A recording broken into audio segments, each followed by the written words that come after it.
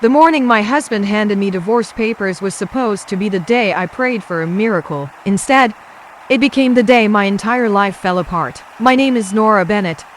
I'm 32 years old, and until that morning, I believed love meant standing beside someone no matter what. For nearly 2 years, my husband, Mason Bennett, had been fighting a serious heart condition. Doctors, medications, surgeries, endless hospital visits. Our lives revolved around keeping him alive. I sold my grandmother's bakery to help pay his medical bills. I emptied every savings account I had. I worked double shifts at a downtown hotel and picked up weekend catering jobs just to keep us afloat. Some nights I slept in hospital waiting rooms because driving home felt impossible. I never complained because I loved him. At least, I thought that was enough. On the morning of his surgery, I stood beside his hospital bed while nurses prepared him for the operating room. Without saying a word, Mason opened his bedside drawer and handed me a large envelope. "Open it after they take me in," he said coldly. I smiled nervously. "You're acting strange. Just open it." The nurses wheeled him toward the hallway. As soon as the elevator doors closed, I tore open the envelope.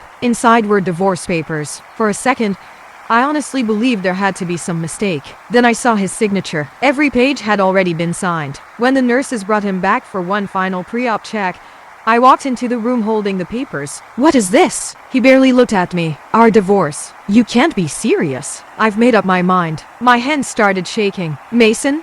Today of all days?" He finally looked me in the eye. "I don't need you anymore, Nora." Those 7 words shattered 2 years of sacrifice. I couldn't breathe. "I gave up everything for you. I never asked you to." The room became painfully quiet. Before I could answer, the lead surgeon entered. "We're ready." As they wheeled Mason towards surgery, he didn't look back. Not once. Outside the operating room, I leaned against the wall, trying not to fall apart. That's where Ryan Carter found me. Ryan had been renting my spare bedroom for over a year after relocating for work. He was quiet, respectful, and somehow always knew when someone needed help. He had driven me to the hospital because I hadn't slept in almost 30 hours. He handed me a cup of coffee. "You look like you could use this." I forced a smile. My husband just served me divorce papers before heart surgery. Ryan froze. "He did?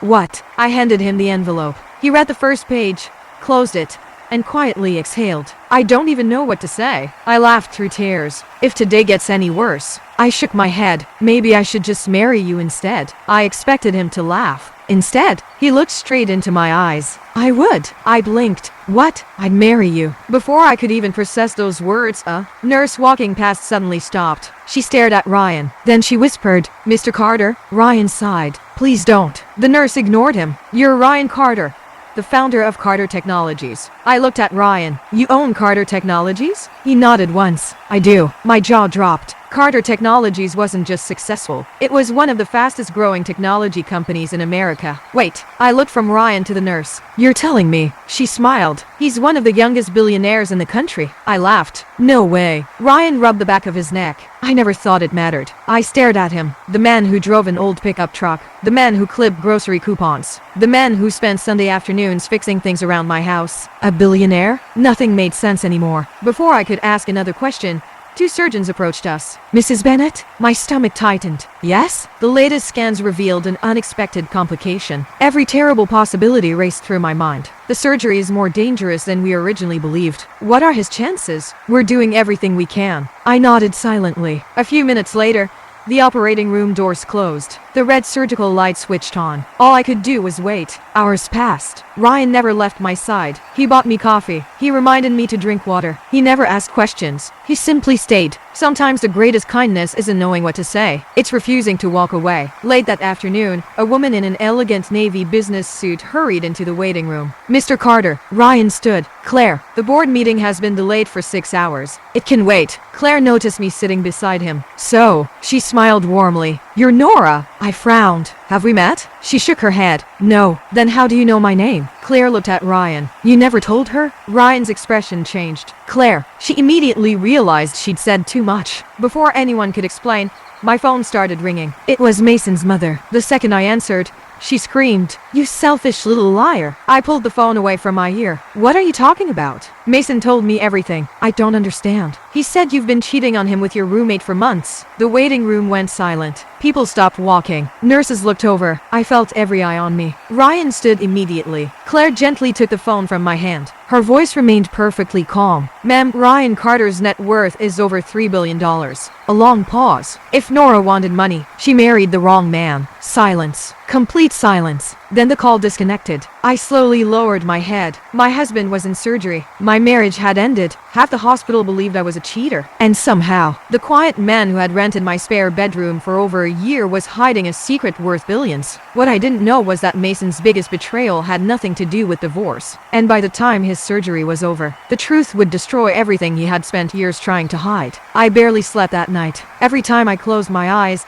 I heard Mason's voice. I don't need you anymore. Those words echoed through my head as I sat outside the intensive care unit with a cup of cold coffee in my hands. Ryan never left. He answered work calls in the hallway, ignored dozens of messages from his executives, and somehow made sure I wasn't alone for a single minute. The next morning, a doctor finally stepped into the waiting room. The surgery was successful. He said, Mason is awake, but he'll need a few days to recover. Relief washed over me, but it didn't erase the betrayal. Ryan gently touched my shoulder. I'm glad he made it. So am I whispered, but I don't know why it still hurts. Before either of us could say another word, Claire walked into the waiting room carrying a tablet. We need to talk. Her expression was serious. Ryan immediately knew something was wrong. What happened? Claire placed the tablet on the table. I asked our legal team to look into Mason after yesterday. I looked up in confusion. Why? Because his accusations didn't make sense. She opened the first file. It was a bank statement. Then another, and another. Every month, thousands of dollars had been transferred into the same account. The recipient's name was Vanessa Cole. My stomach tightened. Who's Vanessa? Claire looked at me carefully. We believe she's been involved with your husband for almost 2 years. I couldn't breathe.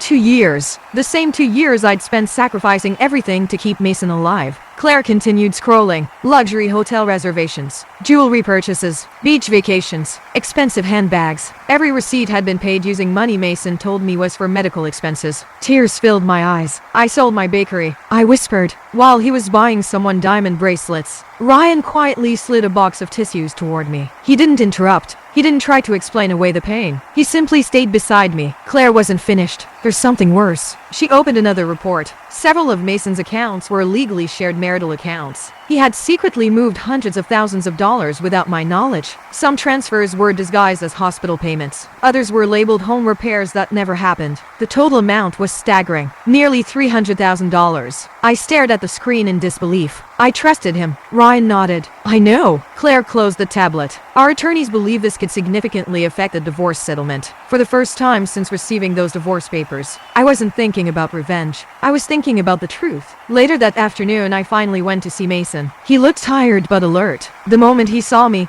he smiled. Nora! I didn't smile back. You wanted to see me? He nodded. I'm sorry about yesterday. I waited. I handled things badly. No, you planned them. His smile faded. What do you mean? I placed a thick folder on his hospital bed. Bank statements, hotel receipts, wire transfers, private messages, photographs. His face turned completely pale. Where did you get these? I ignored the question. Who's Vanessa? He looked away. It wasn't serious. I almost laughed. It lasted 2 years. He remained silent. I worked double shifts. You bought another woman vacations. I sold my business. You bought her jewelry. His hands started shaking. You don't understand. No, I answered calmly. I understand perfectly. Then I handed him one final document. A forensic accounting report. His eyes widened as he flipped through the pages. This can't be real. It is. You hired investigators? No, you left a trail. Every hidden payment, every fake invoice, every unauthorized transfer. It was all there for the first time. Mason looked genuinely afraid. Just then, there was a knock at the door. A nurse stepped inside. Mr. Bennett,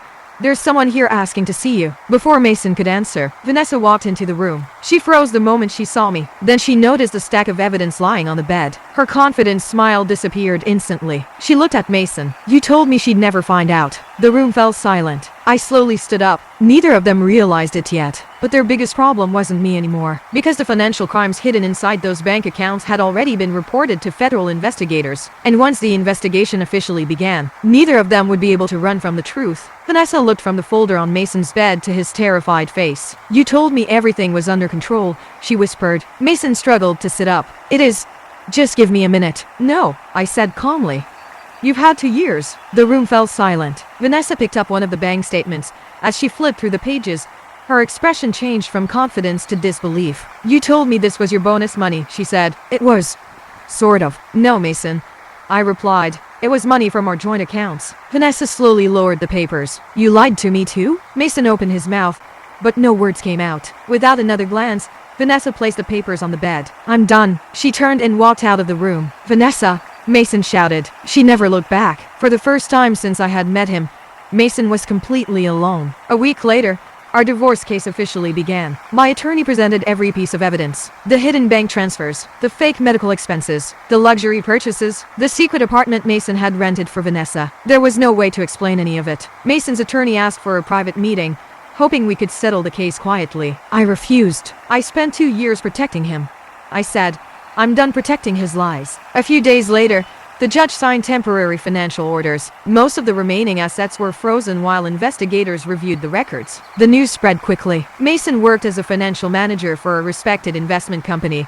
Within days, he was placed on administrative leave. A month later, he was fired. Soon after, investigators confirmed that he had falsified expense records and secretly moved marital funds into accounts he controlled. Criminal charges were never filed because he agreed to repay the money, accepted financial penalties, and cooperated fully with the investigation, but his professional reputation was destroyed. The man who cared more about appearances than anything else had lost the one thing he valued most. 3 months later, our divorce was finalized. The judge awarded me a fair share of the marital assets and ordered Mason to reimburse a significant portion of the money he had secretly taken. When I walked out of the courthouse, I didn't feel victorious. I felt free. For the first time in years, I could finally breathe without carrying someone else's burden. I used part of the settlement to reopen my grandmother's bakery. Not because it was the most profitable business, because it reminded me of who I had been before I spent years sacrificing everything for someone who never appreciated it. On opening day, the line stretched out the front door. Neighbors welcomed me back with flowers, hugs, and handwritten notes. It felt like coming home. Through it all, Ryan never asked me for anything. He never used his wealth to impress me. He never tried to replace what I had lost. He simply showed up. He helped paint the bakery walls. He carried heavy boxes. He tasted every new recipe, even the ones that were terrible. One evening, after closing the shop, we sat on the front porch watching the sunset. I laughed. Do you remember that ridiculous joke I made at the hospital? The one about marrying me? He asked with a smile. Yeah, I remember. I can't believe you actually said yes. Ryan looked down for a moment. It wasn't a joke to me. I stared at him. What do you mean? He took a slow breath. I fell in love with you long before I rented that room. You never said anything. You were married. His answer was simple, respectful, honest. Months passed before we ever went on our first real date. There was no rush, no pressure. We built our relationship on trust, patience, and friendship, the things my marriage had been missing for years. Exactly 1 year after my divorce, Ryan brought me back to the same hospital where my old life had fallen apart. We stood outside the entrance. He smiled nervously. I figured this place deserved a better memory. Then he got down on one knee. Nora Bennett, will you marry me? This time, I didn't answer as a joke. I smiled through happy tears. Yes, we were married the following spring in a small ceremony surrounded by family and close friends. There were no grand speeches about money or success, just promises to always choose honesty, kindness, and each other. Looking back, I realized something important. The worst day of my life had quietly become the beginning of my best one. Sometimes losing the wrong person is the only way to make room for the right one. And the greatest revenge isn't making someone regret leaving. It's building a life so full of peace, purpose, and genuine love that you no longer need them to regret anything at all.